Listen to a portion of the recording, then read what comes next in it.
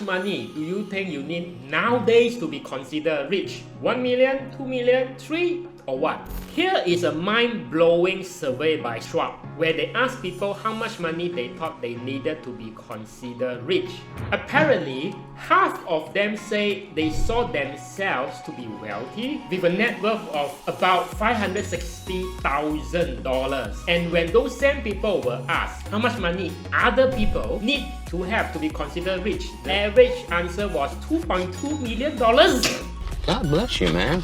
Are these people delusional? How does that even make sense that these people say they were wealthy, but they only had 25% of what they consider others to be wealthy? Likely reason, most people consider it's more than just money to feel rich, cause there are things like friendships, experience, and health. After all, don't you agree? Having experiences is far more important than owning nice things. And not having to worry about not having enough money is more important than having more money than others. Digest that. Having a flexible work-life balance is much important than having a higher paying job with no life. Now, when it comes to government's definition of what it means to be rich, that is anyone making 180,000 ringgit a year. You could be a doctor, engineer, lawyer, or an OnlyFans model. Statistically speaking, the middle class is anyone making between 50,000 to 130,000 ringgit a year. Or an easier way to tell where you belong is to go to any eatery right now and look at the price or the portion of goods you get if prices remain the same. If they do not bother you, then definitely you are in the upper middle class.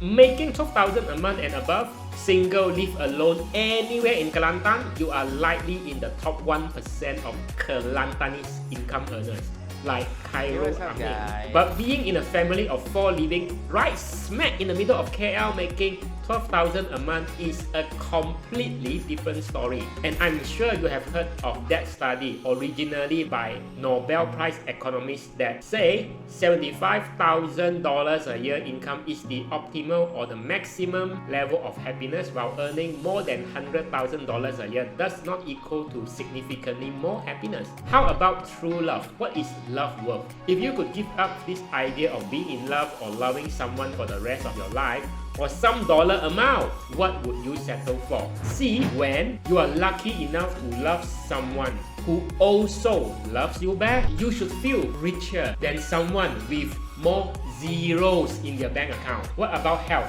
When you get older, life teaches you that being wealthy is the exact same thing as being healthy. No one ever wakes up and feels rich because they had 7 hours of good night's sleep.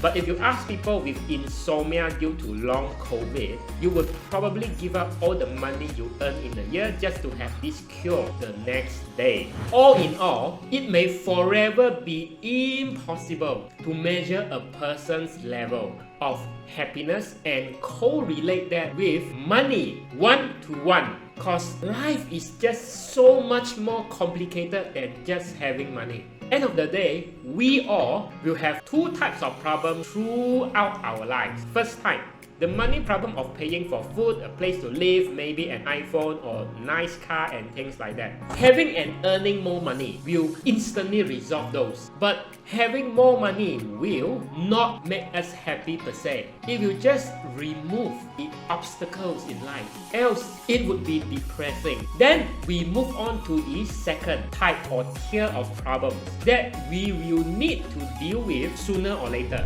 That's the issue of fulfillment, meaning of life, love, legacy, and spirituality.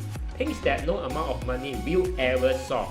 But having more money will give us freedom to think about those problems. And hopefully by thinking about them, it will allow us to practice gratitude, which will make us happier. Like to hear from you what you value the most and what you think it means to be rich in 2023 and beyond. Subscribe if you have not already. Here's the next video you will love.